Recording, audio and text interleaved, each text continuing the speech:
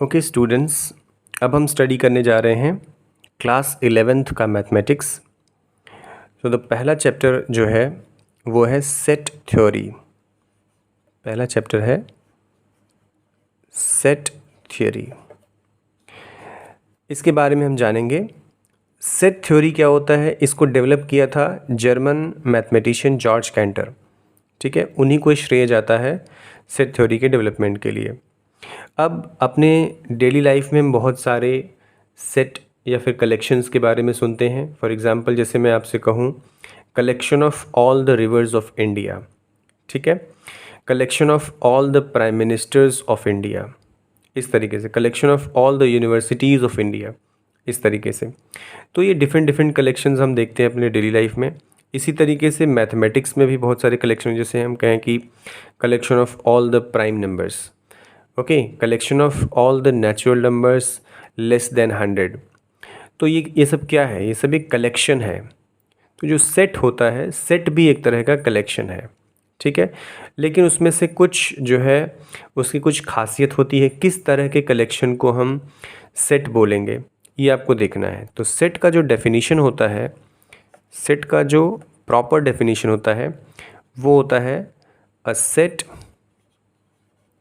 is a well defined collection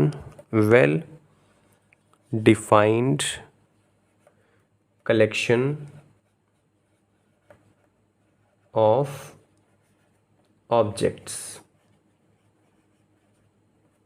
set जो होता है ऑब्जेक्ट्स का एक वेल डिफाइंड कलेक्शन होता है। वेल डिफाइंड का मतलब मैं आपको समझाता हूँ। जैसे अगर मैं कहूँ collection of all the reverse of India, मैंने आपसे कहा collection of all the reverse of India, ये एक कलेक्शन है, ठीक है। अब मैं इसमें बता सकता हूँ कि कौन सी रिवर इस कलेक्शन में आएंगे और कौन सी रिवर इसमें नहीं आएंगे, ठीक है। जैसे मैं कहूँ कि नील रिवर, क्या नील रिवर इस कलेक्शन में आता है? नहीं आता है।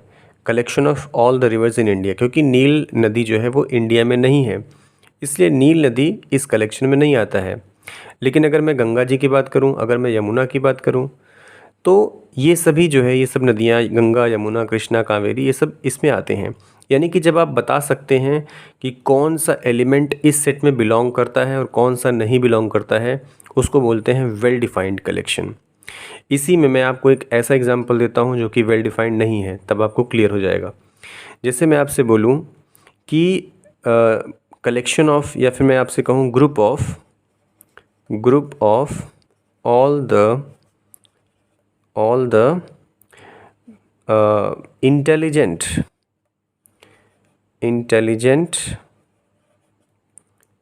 बॉयज़, जैसे मैंने ये बोल दिया group of all the intelligent boys, तो क्या हम इस कलेक्शन को, क्या ये वेल डेफिनेशन है किसी कलेक्शन का, किसी ग्रुप का वेल डेफिनेशन है? यानी क्या हम बता सकते हैं कि कोई लड़का इस ग्रुप का मेंबर है या फिर नहीं है? ये हम कैसे डिसाइड करेंगे? क्योंकि यहाँ पर दिया गया है इंटेलिजेंट बॉयज़।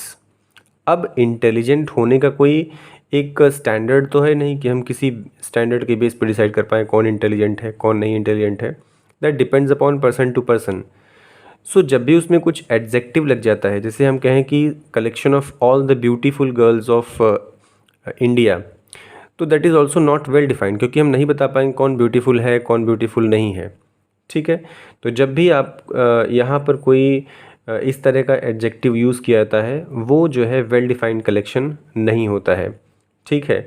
जब आपको पता है कि कौन कौन से मेंबर्स इस कलेक्शन में शामिल हो सकते हैं, बिल्कुल कंफर्म है, तभी वो वेल डिफाइंड कलेक्शन होता है, अदरवाइज़ वेल डिफाइंड कलेक्शन नहीं होता है, ठीक है।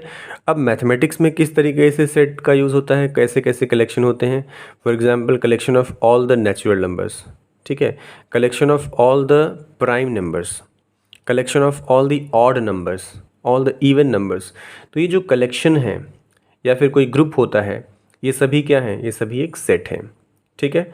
तो सेट का जो डेफिनीशन है ये आपको लिखना है कि a set is a well defined collection of objects. जो भी ऑब्जेक्ट्स हैं उनका एक वेल डिफाइंड कलेक्शन होगा तो जाके सेट बनेगा। अब सेट का बहुत सारा यूज़ होता है जब भी हम ट्रिग्नोमेट्री पढ़ते हैं, हम ज्योमेट्री पढ़ते हैं, प्रोबेबिलिटी पढ़ते हैं, सीक्वेंस एंड सीरीज़ पढ़ेंगे, इन सब में सेट थ्योरी का यूज़ होता है। ठीक है, कुछ स्पेशल नोटिफिकेशन, कुछ जो है स्पेशल सेट्स होते हैं जो कि मैथमेटिक्स में यूज़ किए जाते हैं। फॉर एग्जांपल जैसे और उसके कुछ सिंबल्स होते हैं। ठीक है, जैसे कैपिटल एन है, ये क्या शो करता है? ये शो करता है set of all the natural numbers. ठीक है, कैपिटल एन क्या शो करेगा? Collection of all the natural numbers. ठीक है, इसी तरीके से Z होता है, ये क्या होता है? Collection of all the integers. ठीक है, इसी तरीके से Q होता है collection of all the rational numbers, ये रैशनल नंबर्स का कलेक्शन होता है। तो नेचुरल नंबर हो गया, इंटीजर्स हो गया, रैशनल नंबर्स हो गया। R collection of all the real numbers, या फिर बोल सकते हैं set of all the real numbers. Set of all natural numbers को किससे रिप्रेजेंट करते हैं? कैपिटल N से। सेट ऑफ ऑल इंटीजर्स को किससे रिप्रेजेंट करते हैं? कैपिटल Z से। Set of all rational numbers को किससे रिप्रेजेंट करेंगे? Q से। Real numbers, set of all real numbers को कैसे रिप्रेजेंट करेंगे? R से।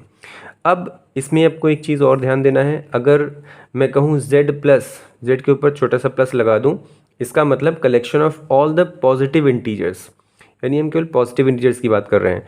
अगर Z माइनस है मतलब set of all the negative integers. ठीक है, अगर Q पे प्लस लगा दिया मतलब set of all the positive rational numbers, Q पे नेगेटिव लगा दिया मतलब set of all the negative rational numbers, R पे पॉजिटिव लगा दिया मतलब set of all the positive real numbers.